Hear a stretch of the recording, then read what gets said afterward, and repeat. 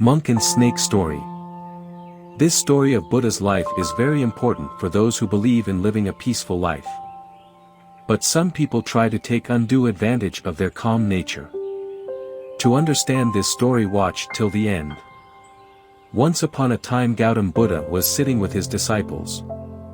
At the same a king reached there and asked to Buddha, "O Lord, ever since I became your follower, everyone is exploiting me. They are taking undue advantage of my calmness.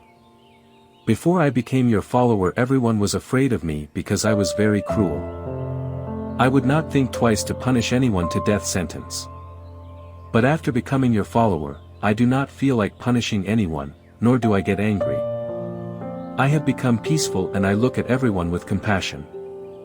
But some people are taking undue advantage of my calm conduct. This has also put the people of my country in some kind of danger. Due to this, I am facing a lot of problems in the governance of my country. Please tell me what should I do now?" Hearing this from the king, Buddha tells him a story. And the story goes like this. Once there lived a venomous snake in a hole under a large tree. The tree stood in a corner of a field near a village. The snake attacked people at even the slightest provocation. And many people died because of the snake's deadly bite.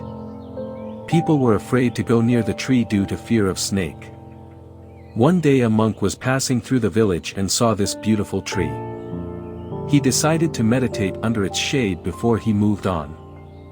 Some villagers who were driving their cows back home saw the monk and warned him about the snake. They told him that this snake is so dangerous that whoever goes near him, he bites him. The monk smiled and continued to walk towards the tree. As the monk was near, the snake came out from his hole with an angry hiss, and ready to bite. The monk chanted a mantra looking straight into the snake's eyes. And miraculously snake starts conversation with him. The snake says to that monk that, "Oh man, don't you fear me? Don't you know that this is my area and no one dares to come here?" The monk said with a compassion, "My dear friend, what is there to fear in this? I am not afraid of anything, I do not fear death. Nor do I desire to live. Why should I fear you? In fact you are afraid that no one should kill you, that's why you bite others." The snake was astonished to hear this from the monk. Till now he had met only such people who tried to kill him or ran away in fear of him. But he had never met a person who would not fear him. Hearing this, the snake told the monk, "O Lord, you are right, whatever I have done till today, I have done to save my life. If I don't do this, people would kill me." The monk said, "You are right, but my dear friend, remember one thing. That life will end one day, therefore it is not appropriate to kill others to save it. Give up this attachment of your life and be filled with love for others." After saying this the monk left from there. Snake was influenced by the words of the monk. And he decided that from today onwards he will not bite anyone. He gives up his angry nature and stops biting others. But the result of it turns out to be the opposite.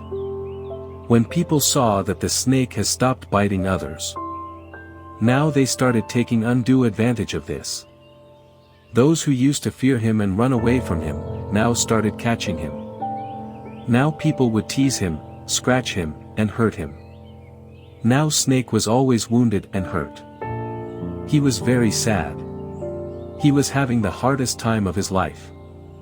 One day that monk once again came to that village and saw that snake. He was very surprised to see him in such a pathetic state. He asked him, "Oh my friend, how did you get in such a pathetic condition? Who has injured you?"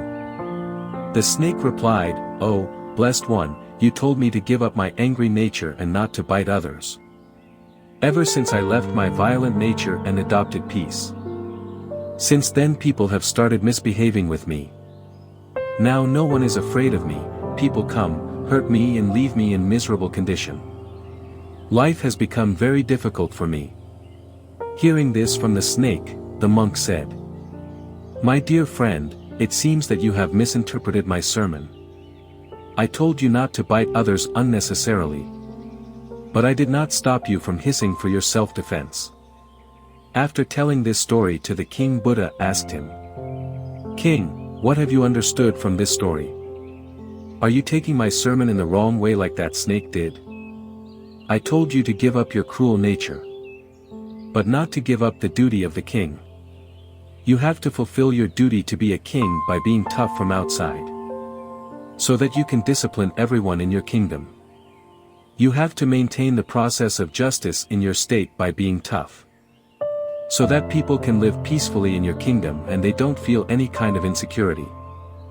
Therefore you have to rule like a monk from inside and like a king from outside.